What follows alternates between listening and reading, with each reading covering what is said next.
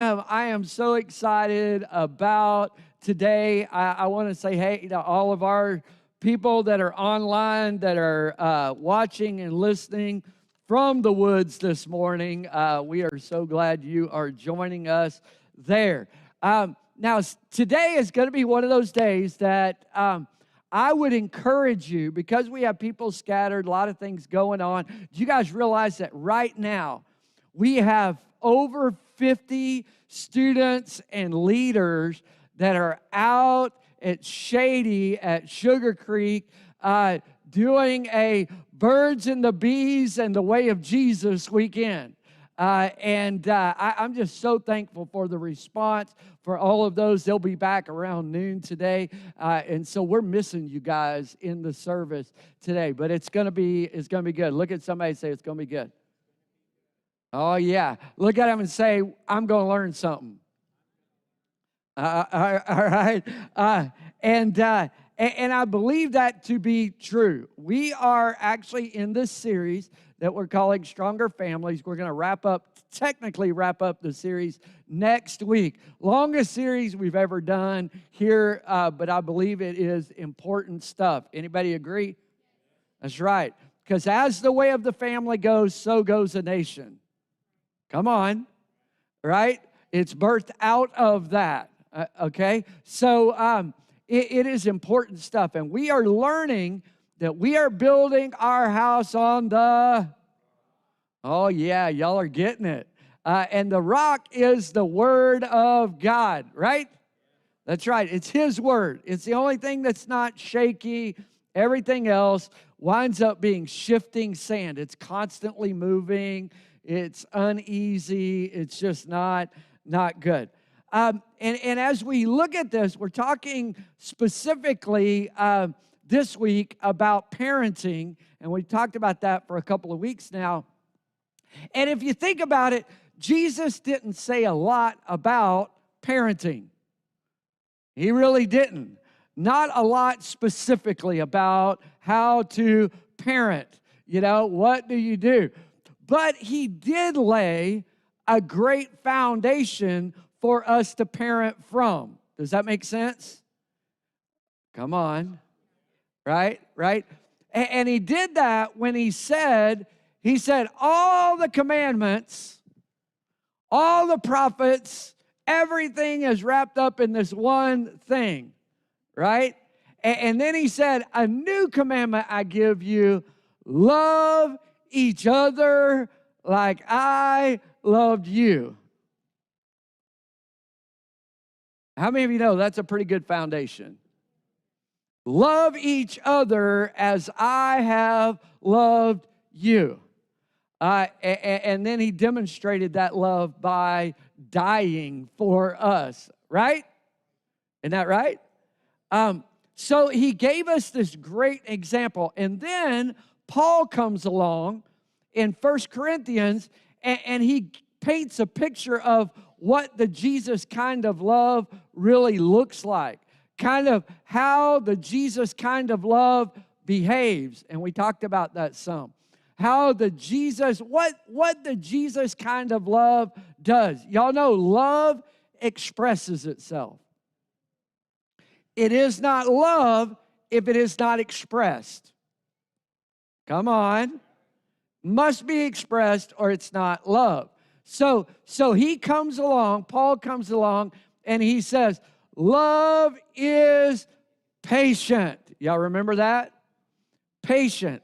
Love, the Jesus kind of love, we talked about this, chooses to walk at the other person's what? Pace. That love is patient. It chooses to walk at the other person's pace. And then last week, Josh and I kind of tag teamed, and we talked about that love, the God kind of love, is a love that honors. It honors. It puts value in the other person, in the relationship with the other person. That love is patient. Does anybody know what the very next thing in 1 Corinthians says? Love is patient. Love is kind. See, that word kind we often think of as kindness is kind of a wimpy thing. You know? Oh, aren't they kind? Right?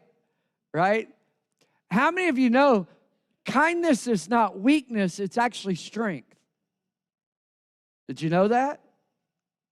Kindness is not a weakness, it's actually a strength. Kindness, because here's the reverse. Here's how I'm going to get there. You realize unkindness is actually a lack of self-control. Right? Unkind. When I am unkind, it's a lack of self-control. And how many of you know that works in all different places of our lives, right? Right? That unkindness is a lack of self-control. So kindness is actually a strength. I heard this definition. I'm going to give it to you. Y'all got your notes, right? Grab your notes. All right? If y'all start getting sleepy, I'm going to turn the fridge on. Okay? Don't do that. All right? All right? So, we did it again, y'all. You're going to have to fix that. All right. So, kindness, we're going to get there. We're going to get there shortly. You can write this down. Kindness is loaning someone your strength instead of reminding them of their weakness. Kindness is loaning someone your strength instead of reminding them of their what? I want you to let that soak in. Love is patient. The Jesus kind of love, it is kind. The Jesus kind of love loans someone your strength instead of reminding them of their weaknesses. I don't know if you realize this when it comes to parenting, especially as your kids get older. They don't need you to remind them where they failed. They're pretty aware of it. They're pretty aware that they blew it. All right? They don't need us reminding them of their failures. Matter of fact, I want you to think about it like this. Mom, your words weigh 100 pounds. Your words weigh 100 pounds. Dads, Grandpa, your words weigh 500 pounds. And I don't know why that is, but look at it in your own life. The words Mama say are heavy. The words Daddy says is even heavier. Are y'all with me? Y'all get it? It's a big deal. It really is. And here's the truth. Your kids live in the same world you do. And they wake up, I don't care how arrogant, cocky, how much they act like they've got it all together. The truth is, they wake up every day wondering if they measure up. They wake up every day with the world reminding them they're not enough. They're not smart enough. They're not skinny enough. They're not athletic enough. Are y'all hearing me? All right? They wake up in that same world that you do with doubts, you know? And when they blow it, I want to give you this. When they blow it, what if we sided with them instead of against them? Now, don't turn me off yet. This is going to make sense. I'm going to say a few things that you're going to be like, you have lost your mind, all right? Just follow through with me, though, all right? What if we side with them instead of against them? And you guys, if you weren't here a few weeks ago when I talked about this, I see it kind of like siding with them instead of against them is what my dad did that night on the river when I sank my truck in the river. Because my dad didn't tear me down at that point. He didn't belittle me. He helped me out of the immediate crisis. We got to get the truck out of the river. right? He helped me get the truck out of the river, but then he sided with me by letting me feel the full weight of my decisions of going swimming with my truck. And the way he did that was he sided with me and said, "You're man enough, you'll pay for it. Come on." And I walked for 2 months and ride my ride lawnmower to my job. Y'all get it, right? But he sided with me, even though I didn't like it. I wanted him to bail me out. But later I realized, no, he was siding with me. He wasn't siding against me. He helped me out of the crisis, and then he let me feel the weight of my decision. All right? Now, what I'm getting ready to share with you, much of this, I wish I had known raising my girls. Much of what I'm getting ready to share with you, I am learning as a grandparent. All right? I am learning. How many of you know we never stop learning? And parenting never quits. Come on. It goes through different stages, right? But I am learning some things. And Andy Stanley, I mentioned this a few weeks ago, did this series that I recommend. And it's actually called Parenting in the 21st Century. And much of what I'm going to share with you is from his perspective. But I am learning the value of what he's saying and how to navigate when it comes to correcting and discipline and all those kinds of things in our homes. Are y'all ready?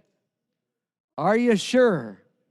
All right, because this is some great stuff. Now, don't throw rocks, but write this down, and then we're going to talk about it. Never announce a punishment ahead of time. Can I just officially say I totally blew this all the time? Right? Right? But never announce a punishment ahead of time. And here's why. This makes so much sense to me now. Here's why. Because I'm going to side with them. Remember, we talked about that. I'm going to side with them, not what? Against them. So when I say, if you do this, this is what's going to happen, I am expecting failure from them. I've already decided you're going to fail, and this is what it's going to cost you. So let that soak in a minute, because I blew this in so many ways. Instead of announcing the punishment ahead of time, because see, I always thought that if I told them, okay, if you do this, you're grounded. If you do this, I'm going to take your car keys away. If you do this, if you do this. I always thought that that was like going to deter them from doing it. But how many of you know in retrospect, it doesn't matter? Because then what we do is we weigh out, is it really worth me losing my car keys over? Am I right? Come on, you guys are way too churchy this morning. Am I right? Then we start weighing it out. Is it worth me? I mean, we all do this driving down the highway. The speed limit's 55. I'm going to drive 70 because it's probably worth the ticket. Am I right? Come on. So we need to, and this is a huge course correction, but never announce the punishment ahead of time. Instead, what if, write this down, we expect the best and then act shocked when they mess up? What if we expect the best out of them and then we act totally surprised? Now, the truth is, you're not surprised because they're broken just like you. They're going to screw up just like you, right? They're going to mess it up. They're going to break the rules. But what if when they break the rules, you go, oh no, I can't believe you did that. That's not like you. That's not who you are. You see, I'm siding with them. Y'all hear me? I can't believe you would say that. That's not the kind of young man you are. That's not the kind of person that you are. I know you're better than that. Y'all hear me? You know, you side with them. I can't believe you did that. I can't believe that. I mean, it's going to be bad. It's going to cost you. I don't know what. I love it. One of the best things you can do as they get older, especially as they get older, is go, oh no, I can't believe you did that. I can't believe you said that. I can't believe you're acting. I know that's not who you are, and it's going to cost you dearly. And then walk away. And let them wait. Come on. Just let them stew on it. They know it's coming, but they don't have a clue what it is. Come on, right? How many of you know the worst thing my mom ever did was say, wait till your dad gets home? And it didn't matter if it was 20 minutes or 10 hours. It was the longest day. Come on, right? So you just kind of, I can't believe, oh no, I can't believe. I expected better than that from you. Do y'all get it? You side with them. Matter of fact, write this down. This is so good. You side with them before you discipline them. You side with them. I can't believe you're better than that. God created you so much more than that. I can't believe you acted like that. I don't even know. I don't even know what the appropriate punishment is. I'm going to have to think about it. I got to walk, you know. I don't even know. I don't even know how I'm going to discipline this. Just now, you may already know how you're going to do it. You know, I mean, because inside you just want to knock them out, right? Right? But by walking away, it helps you get rational. Come on. It helps you get rational, and they just have to sit on it for a minute. And it is so, it's good. It is. It's worth it. All right? And why do we do this? Why do we do this? Why do we side with them before we discipline them? Very simple. Why? Because we are followers of Jesus. And that's what Jesus did for us. Think about it. This is what God did for us. While we were sinning, while we were still sinners, Christ died for us. He sided with us. Are y'all hearing me? He sided with us. He loaned us his strength and did for us what we could not do for ourselves. So why would we not extend that to our kids? You say, you mean there's no discipline?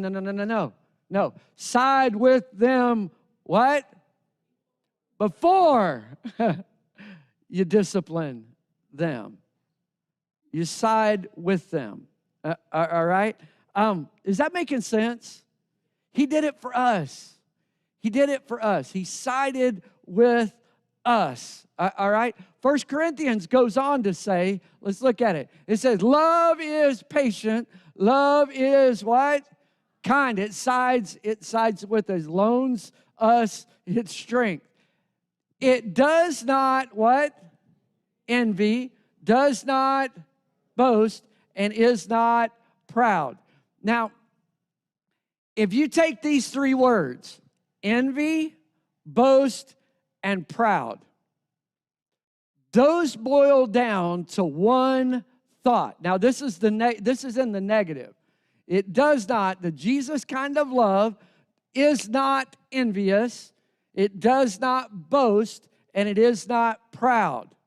But here's kind of, and I love this, and I want you to write this down. Here's what it's saying. Love allows the other person to shine. Love allows the other person to shine. Because love is not envious of them and what they have.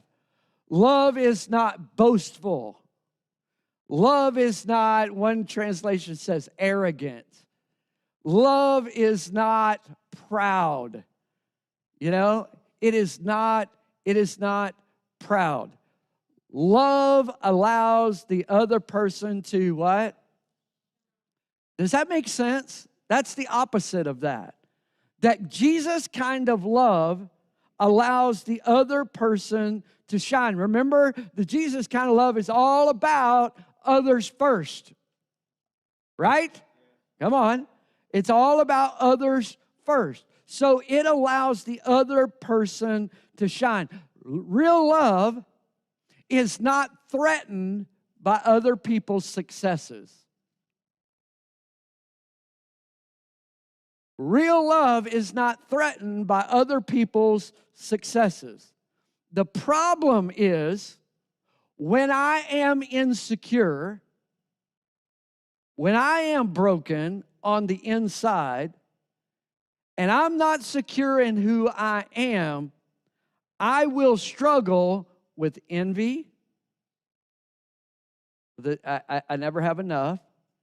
I will struggle with arrogance. I will struggle with being proud. It's just true.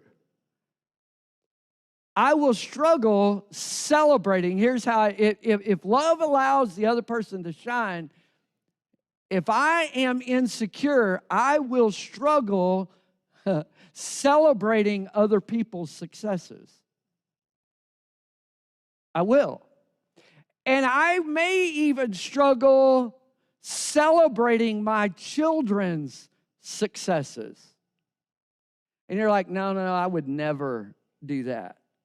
I would never, I always celebrate their successes. Well, it comes very subtly for many of us. And I know it was for me, you know, that this was another failure of mine. Because what would happen is they would do something good. And I would say, oh, you did such a good job on that. I am so proud of you. But next time, if you would do this, you could have even done better.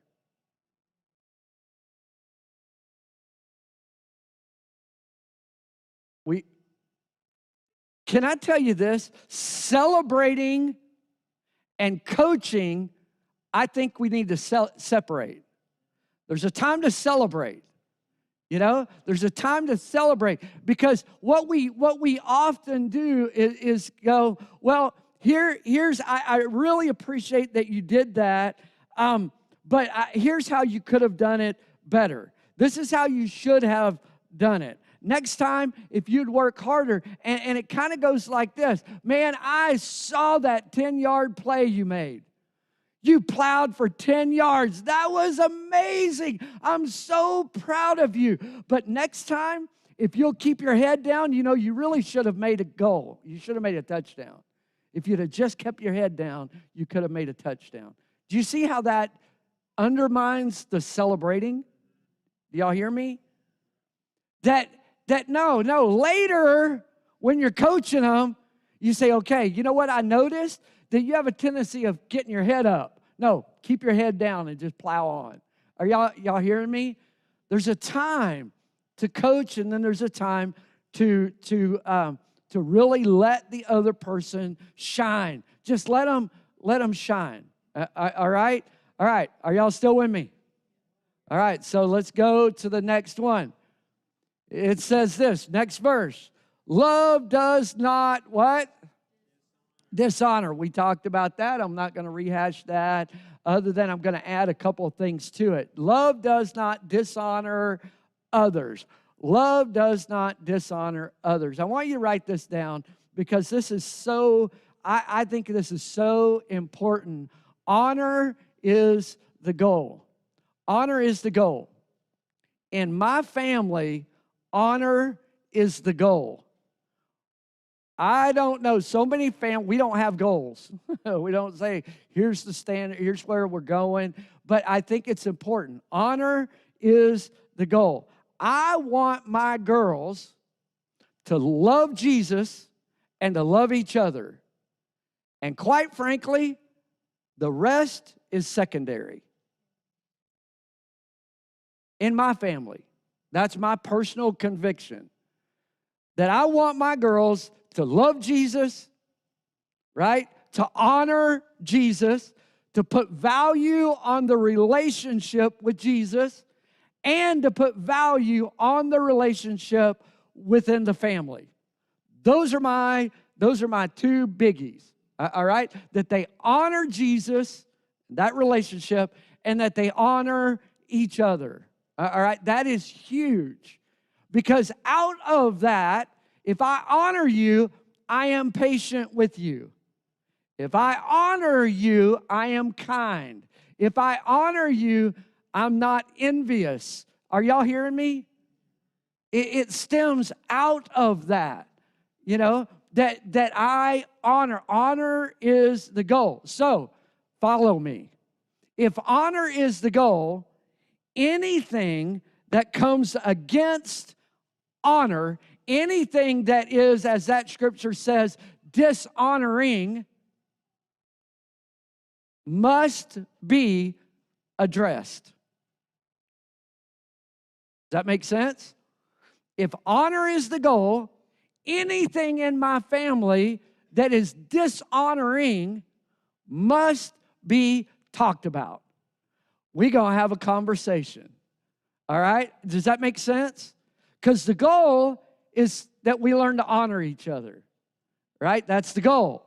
So anything, first and foremost, anything that is dishonoring, we're going to talk about, all right? It needs to be corrected, all right? So I want to give you, and I'd encourage you to write this down. You may want to use it later somewhere else. This is actually how Andy Stanley describes what we have done in our family, and I love the language of this. And here it is.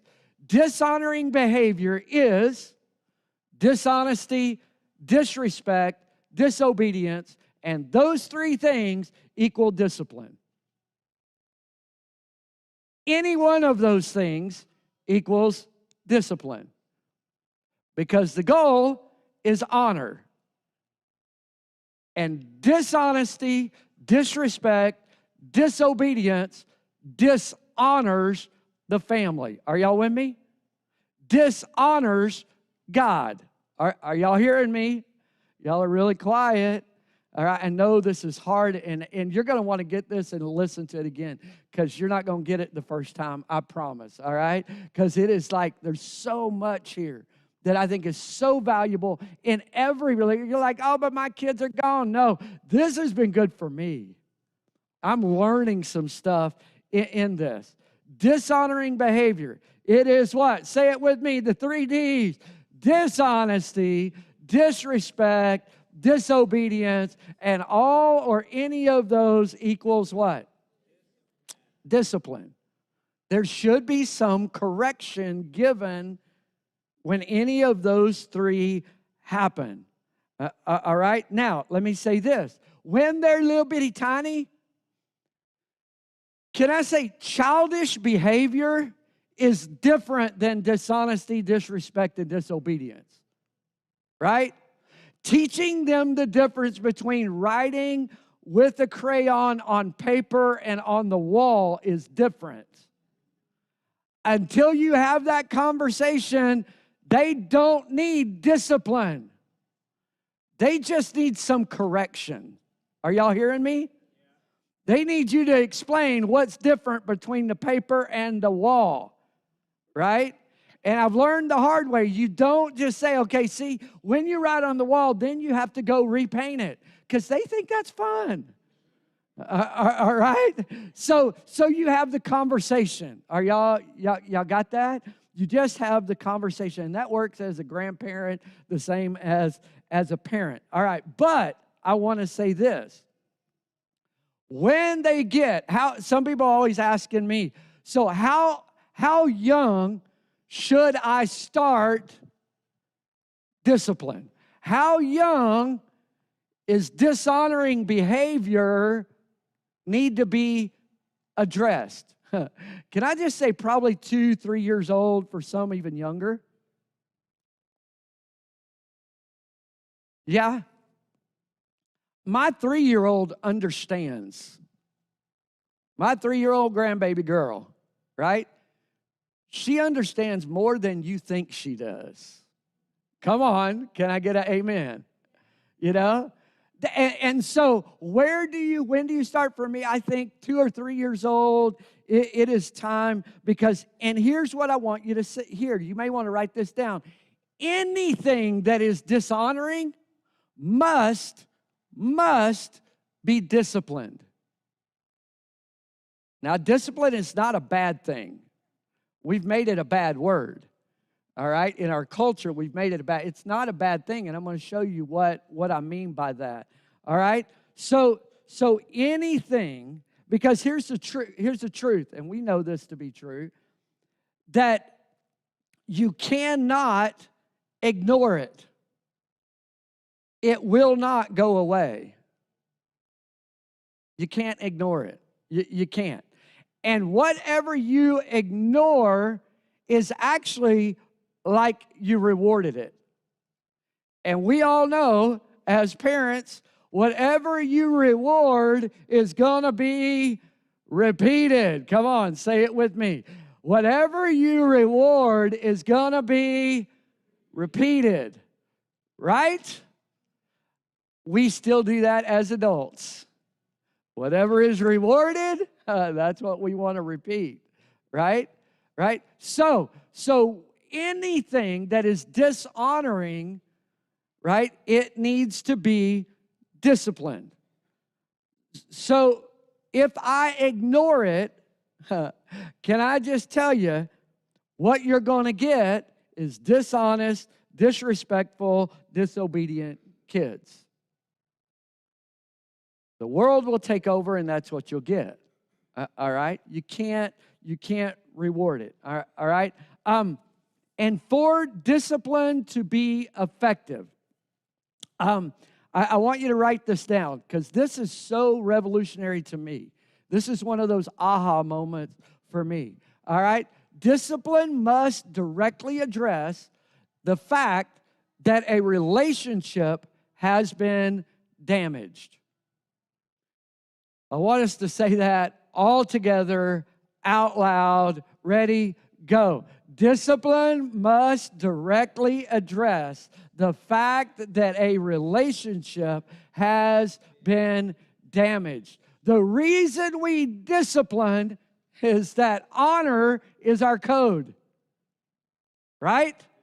So anything that comes against honor must be disciplined, all right? It must be disciplined. And the correction must be about the relationship, not about the thing that they did initially. And I'll show you what I mean by that. If disrespect, follow me for just a second, all right? Y'all listen close for the next couple minutes, all right? If disrespect damages the relationship, and how many of you know disrespect damages relationships? Y'all agree with me, right? Right? That's why we don't disrespect each other. Disrespect damages the relationship. So if it damages the relationship, what should the goal of discipline be? Just think about it. If the problem is dishonesty, disrespect, disobedience, messes up or drives a wedge in the relationship between me and my girls, if dishonoring activity, disobedience, whatever, drives a wedge between me and my mom and dad, or me and God, right? Because all those things affect my relationship with God as well, right? That if those things damage the relationship, and it breaks trust, and it hurts the relationship, what should be the goal of the discipline? Now this is good, because for me, I never in my life thought about discipline having a goal. I've never thought about discipline having a goal. I've always punished to correct behavior. Does that make sense? Come on, are y'all get it? I always punished to correct behavior. I never thought about, one is it connected to relationship, and I never thought about there actually being a goal. What are you trying to accomplish when you discipline your kids, your grandkids, whatever? What is the goal? What is the goal? Because the truth is, write this down, if there is no goal in the discipline, then it's not discipline, it's just punishment. If there is no goal, and I know this is so heady, I know this is like, okay, why am I here today, right? You're like, what in the world? All right, just let that soak in. If there is no goal in the discipline, then it's not discipline, it's what? Punishment, right? It's punishment. And here's the thing. Punishment very rarely makes you better. Punishment very rarely makes you better. Matter of fact, I said this earlier, the main thing that punishment makes you better at, it makes you better at not getting caught. Come on, let's just be honest. Even as adults, it's the truth, right? I mean, we just get better at not getting caught because we don't want the punishment, right? Right? So we just get better at not getting caught. But if the goal is we don't dishonor each other, then that's a whole different thing. That's a whole different thing. And so we have to treat it differently. It's not, okay, you hurt me, so I'm going to hurt you. That's punishment. Now, there are times, let's just be honest, that's all we care about, right? You're going to feel the pain, buddy, right? I get it. I do. But what is the goal? What are you trying to accomplish? What are you wanting to accomplish? Is relationship the goal or just obedience? Because if it's only obedience, when they're out of your sight, that goes out the window.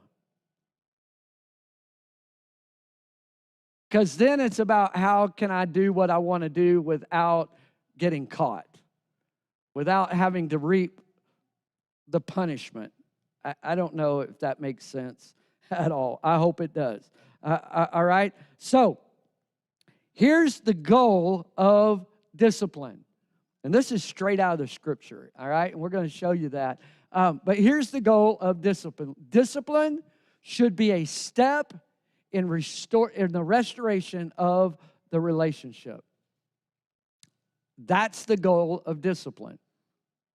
The goal of discipline in the family, see, dishonoring or dishonesty, disrespect, disobedience hurts a relationship. Are y'all hearing me? It hurts a relationship, right? When they were dishonest, it broke a trust. When they were disrespectful, it wounded a relationship. So, if relationship is the goal, then we must let our discipline, the first step in discipline, must be about the restoring of the relationship. Think about that. The discipline should move us toward each other, not away from each other. Are y'all hearing me? It should move us toward each other. You're like, well, she mouthed off to me and I smacked her and I took her phone away. Okay, so how's the relationship? Well, she hates me right now, right? She hates me right now. And I get it. As parents, there's going to be moments, even if you do it all right, they're going to hate you. Come on. They're going to hate you. But if relationship is the top priority, they will come back. They will. All right? They'll be back, and it'll be okay. It's just true. All right? So, the discipline should be a step in what? In what? Restoration. Everybody say restoration of the relationship. It must be. It must be. All right? And I'm not saying don't take things away. All right? I'm not saying don't take their phone, don't take their car keys, I'm not saying that. What I am saying is make that a last resort, not a first easy step. Okay? Just make that a last resort. Make relationship the priority to start with. All right? And I'm going to give you one thing in closing, one step that I think we have lost, and this is for every person in the room, because our culture doesn't teach this. Churches don't teach this. You know, families don't teach this very often. And I know there's some in the room you have, and I thank God for you. But if the number one goal is that they honor Jesus, that they value a relationship with them, and they value the relationship with each other, and those things dishonor the relationship, and we must discipline for that, then we must learn and we must teach them how the first step in restoring a relationship is that we learn how to apologize. We learn how. Because see, can I just say this? Sorry is not an apology.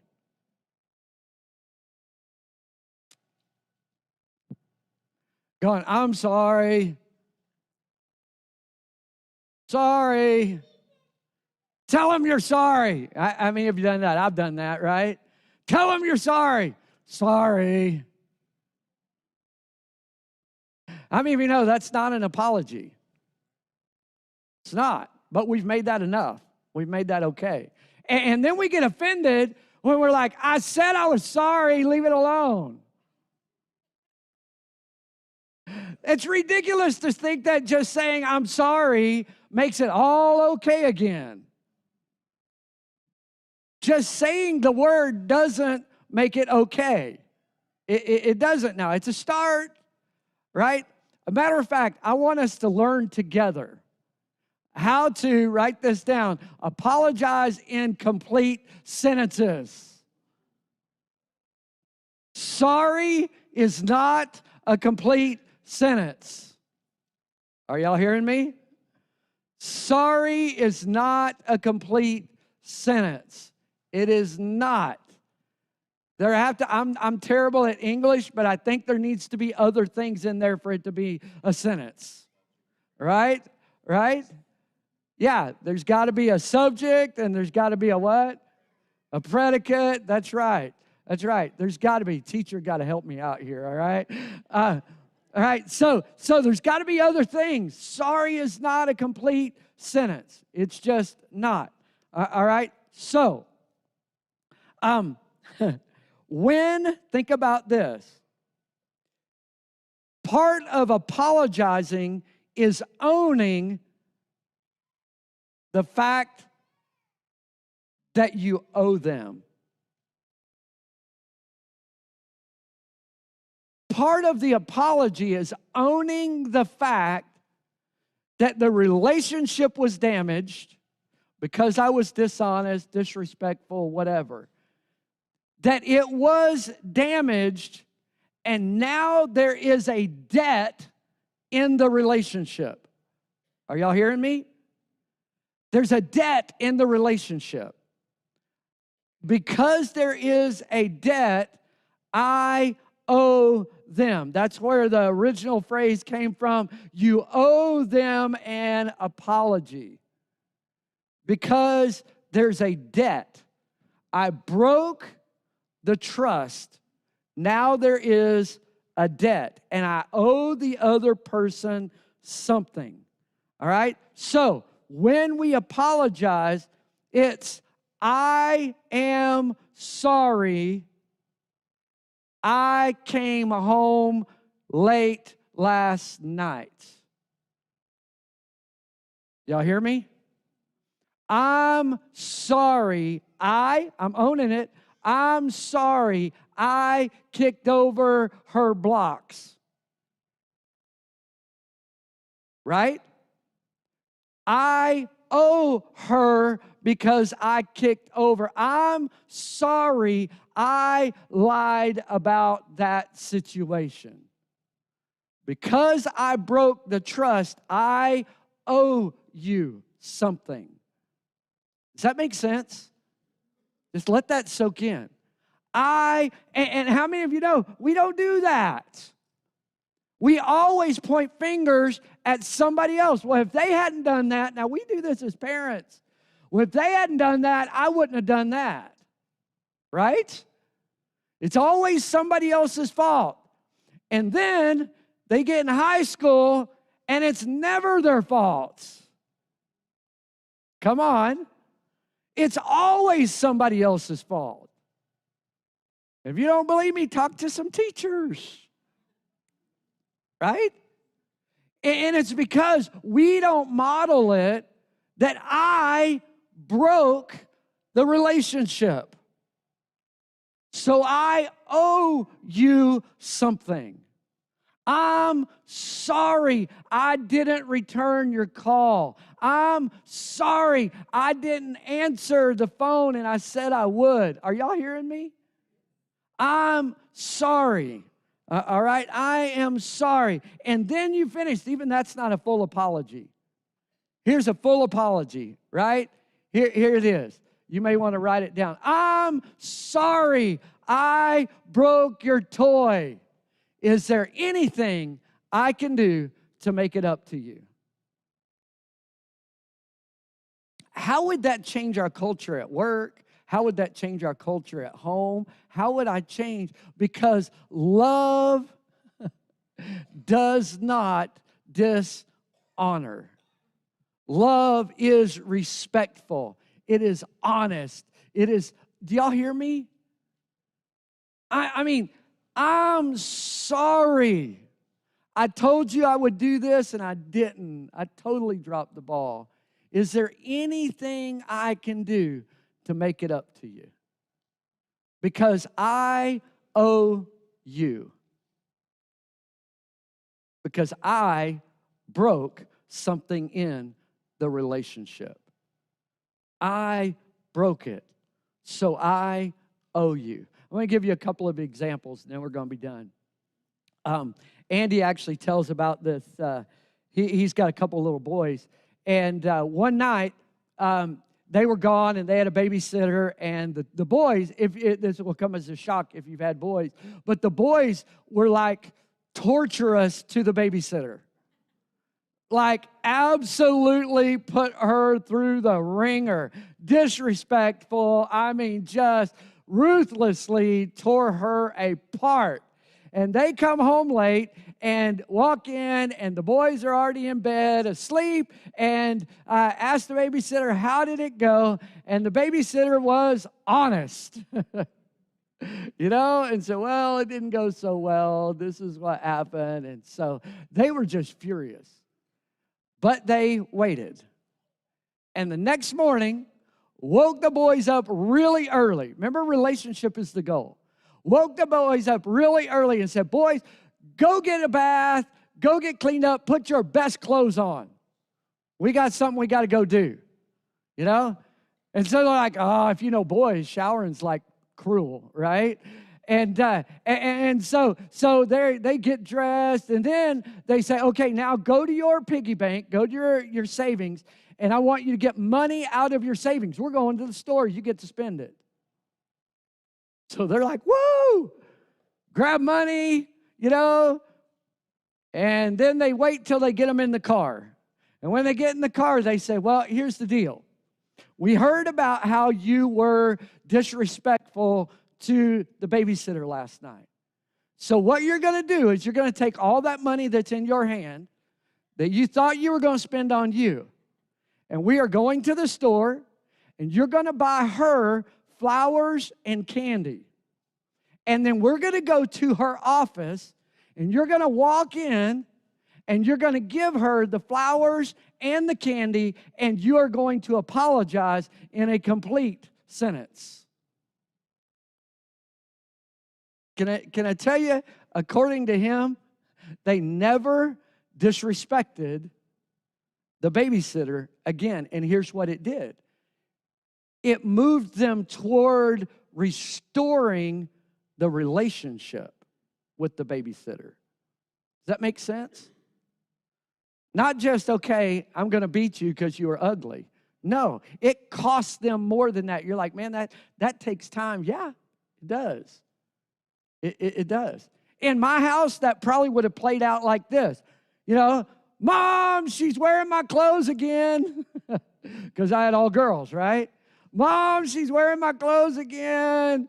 She didn't ask. And we're like, did you ask if you could wear it? No, I didn't ask if I could wear her clothes. Well, apologize. Okay, I'm sorry I took your clothes without asking. Is there anything I can do to make it up to you? And the other one going, yes, there is. Since you like my clothes, you can help me do my laundry. You see, it puts them toward relationship. My mom did this and didn't even know it. She didn't understand the psychology of it. But my mom, when my brothers and I were fighting, she'd make us hold hands. And so at first, we're like breaking each other's hands, right? Like, we're just like, hey, can you imagine a couple of 10, 12-year-old boys having to hold hands? It was like the worst thing ever. But it was about the relationship. Are y'all hearing me? It's about restoring the relationship. It is. So we apologize. If you have a child that struggles with disrespect, like they disrespect the other parent more so than you, make them take their money and take that parent on a date. See, it's about forcing the relationship. Not so much about, because it's honor. We don't dishonor. That's just not who we are. All right? And I know it takes work, but here's why we do it. Worship team, come on. We do it because at the center of our faith is this idea. Now, don't disconnect. I've got 1 minute, all right? For all have sinned and come short, fallen short. All have sinned and broken the relationship with God. And what did God do? Did he punish us?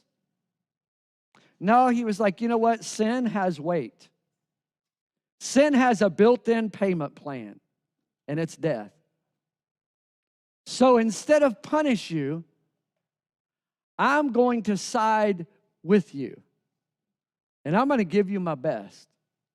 I'm going to give you my son, so that the relationship between us that was broken can be restored.